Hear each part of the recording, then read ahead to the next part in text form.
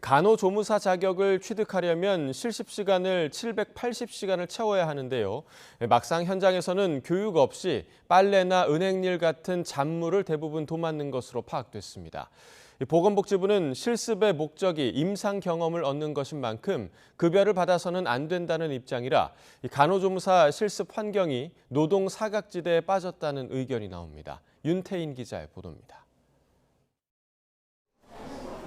지난 2021년 서울 양천구에 있는 병원으로 간호조무사 실습을 나갔던 유모 씨.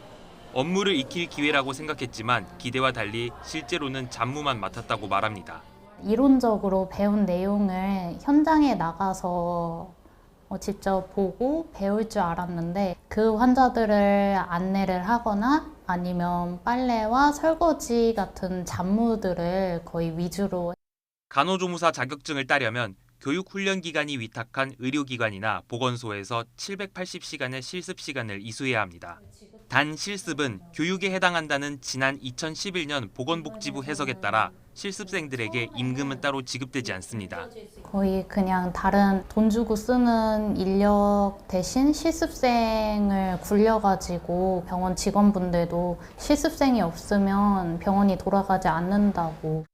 교통비나 식비 명목으로 실습 지원비를 별도로 주는 위탁기관도 있는데 지난해 5월 3년 사이 간호조무사 자격증을 취득한 603명에게 설문했더니 72.5%인 437명은 받은 적이 없다고 답했습니다.